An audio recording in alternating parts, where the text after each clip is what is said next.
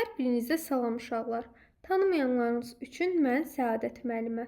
Kanalımda sizin üçün kimya və biologiya fənnindən tapşırıq izahları yer almaqdadır.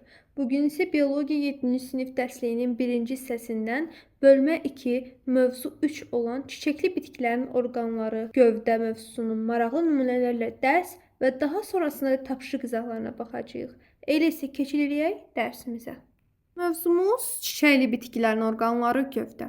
Deməli, keçən dərs biz kök barədə, yəni çiçəkli bitkilərin orqanları kök mövzusunu izah eləmişdik və bildik ki, oradan başlanğıcımızı götürdük ki, bitkilər iki cür orqanlara sahib ola bilər. Vegetativ, generativ. Vegetativ orqanlar kök, gövdə, yarpaqdır. Bugün deməli vegetativ orqanlardan biri olan gövdəni keçəcəyik. Generativ orqanlarda yada salaq. Toxum, çiçək, meyvə generativ orqanlardır. Vegetativ orqanlar böyümə, həyati proseslərdə iştirak etdiyi halda, generativ orqanlar isə çoxalmada iştirak edirdi. Deməli, sarı çərçivədə olan hissədən başlayaraq izah edək. Daha sonra isə açar sözlərə baxaq. Ya da bu dəfə yerini dəyişdirək, açar sözlərə baxaq. Açar sözlərə nə üçün baxırıq? Bəlkə də heç bir şagird barmaqla sayılası şagirdlər buna bəlkə fikir verir, lakin buna baxmaq dərsə yönləndirəcəyimiz mövzular haqqında, yəni nə barəsində söz açılacaq, o barədə bizdə bir fikir formalaşdırır.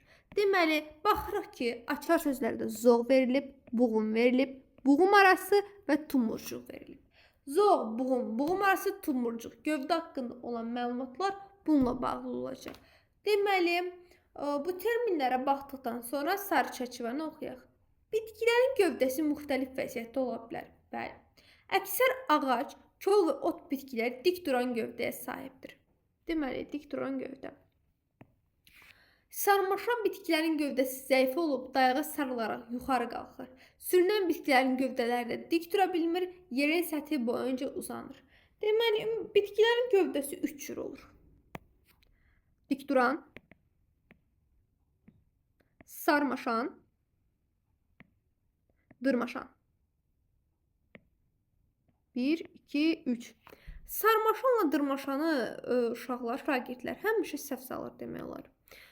Bunu belə fərqləndirək, gəlin şəkillər. 2 və 3 nömrəli qoyuram. 2 nə idi? Sarmaşan, 3 nə idi? Dırmaşan. Baxın, sarmaşandırsa, sarmaşmaq da elə sarmaşan sözündə, sarmaşan feili sifətində belə deyək. Bunda nə var? Sarmaşmaq, yəni sarılır. Bütün gövdəsi ilə sarılır. Dırmaşan nədir? Yenə bir gövdə götürürəm və yaxud da ki, məsələn üçün bu divar ola bilər. Hər hansı bir dayaq nöqtəsi də gövdə götürürəm. Gövdəyə dırmaşan o deməkdir ki, yəni orqanın bir hissəsi ilə, yenə də bir hissəsi ilə, belə. Yəni hər tərəfin bütün gövdəsi ilə yox. Bunu başa düşdükdən sonra suallara baxıram. Sizcə bu bitkilərin gövdələrinin fərqli olması nə ilə bağlıdır? İkinci sualım. Bitki gövdələri hansı əsas funksiyaları yerinə yetirir? Birinci sualımızı indi cavablayıram. İkinci sualımızı isə bu hissəyə keçdikdə bu hissəyə özünüz görəcəksiniz. Birinci sualımızın cavabı. Sizcə bu bitkilərin gövdələrinin fərqli olması nə ilə bağlıdır?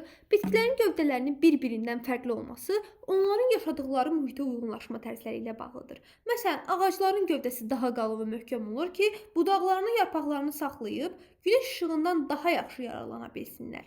Zəif gövdəli bitkilər isə başqa dayaqlara sarılaraq və ya yerdə sürünərək özlərinə yer tapırlar.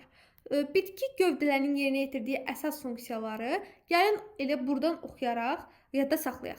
Bitkinin vegetativ orqanlardan biri də gövdədir dedik, bildik. İndi davam edək. O bitkinin həyatında ən vacib funksiyaları yerinə yetirir. Nə funksiyaları? Gövdə ilk növbədə bitkinin kökü ilə yarpaqları arasında əlaqə yaradır. Qidalı maddələri, suda həll olan mineral maddələrin hərəkətini təmin edir. Yerüstü hissəsini işığa doğru qaldıran gövdə özündə ehtiyac qida maddələrini toplayır, vegetativ çoxalmada iştirak edir. Bunları başa düşdük. Bunu məncə indidən əzbərləyin. Hətta 4-cü qrupa yönəlirsinizsə, həkimlik üzrə bu sizin gələcəkdə çox ehtiyacınız olan bir mövzulardan, toxunacağınız hissələrdən, detallardan biri olacaq.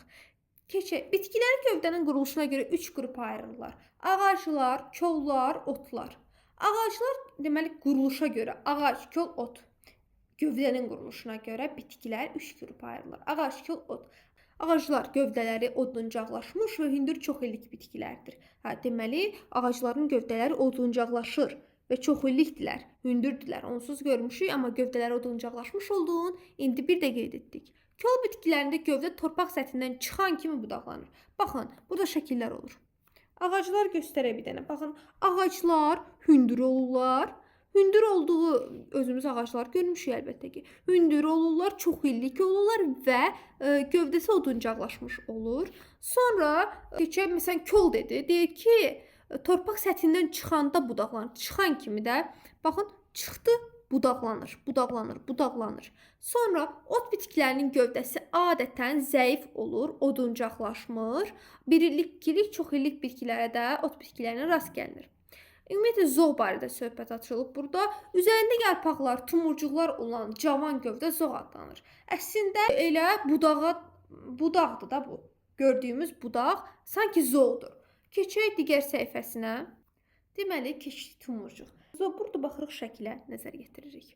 Zoğun quruluşu deyir bizə. Zoğun quruluşu deyirsə, deməli, bunun zoğluğunu hardan bilirik? Dedik ki, cavan gövdənin üzərində yarpaqlar və tumurcuqlar varsa bu zoğdur. Zoğun quruluşu olduğunu buradan bildik. Deməli, zoğun yarpaq və ya tumurcuq birləşən hissəsi buğum, iki qonşu buğum arasındakı hissə buğum arası adlanır. Yarpaq birləşən hissə. Deməli, burada bir dənə buğum var. Bir buğum, burada bir buğum, burada bir buğum, burada bir buğum, burada bir buğum. Neçə buğum oldu? 1, 2, 3, 4, 5. Deməli, burada 5 dənə buğum var. Bu iki dənə qonşu buğumlar var ki, bu yarpaqlar arasında var ki, bura buğum arası adlanır. Buğum arası. Bu yenə bununla bunun arası buğum arası.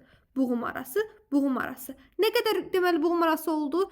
Bir dənə, iki dənə, üç dənə, 4 dənə. Deməli, buğum aralarını tapanda buğum arası bərabərdir. Deməli, buğumların sayından, yəni n çıx 1. Elə tapacağıq. Zoğ üzərində yerləşməsinə görə tumurcuqlar təpə və yan tumurcuqlarına ayrılırlar. Hər zoğda bir tumurcuq olur, təpər tumurcuğu olur, bir təpə tumurcuğu olur və o uc hissəsində yerləşir, onu uzuna böyüməsini təmin edir. Ona görə bağbanlar ağacların uzuna böyüməsini istəmirsə, artıq boy çatmırsa, yandan böyüməsinə, şax eləməsinə imkan vermək istəyirlərsə, yuxarıdakı təpə tumurcuğunu, təpə budağı kəsirlər və beləliklə uzanma dayanır.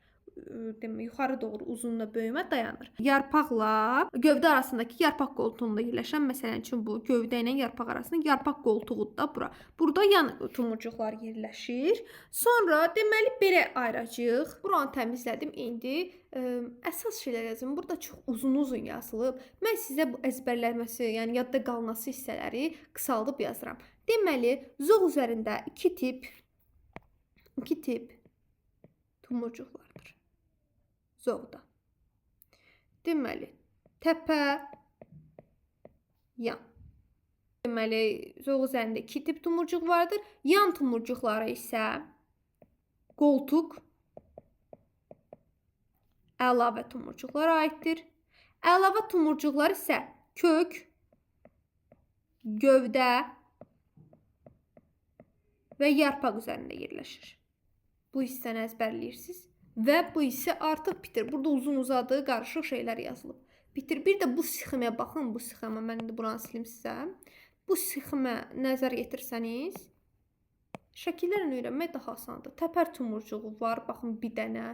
Yarpaq bilirsiniz, buğum dedim. Buğum arasını dedim. Yan tumurcuq dedim. Yarpaq qoltuğunu dedim. Hətta sizə əlavə tumurcuqların harda, nəyin üstündə yerləşdiyini dedim ki, testlərdə onu yaza biləsiniz. Kök, gövdə yarpağın üzərində yerləşir. Tumurcuğun üzərini onu xarici təsirlərdən qoruyan pulcuqlar örtür. Bu pulcuqlar da şəklini dəyişmiş yarpaqlardır. Baxın, tumurcuğun üzərini bunlar var, bunlar. Hamısı yarpağın şəkil dəyişmiş formalarıdır.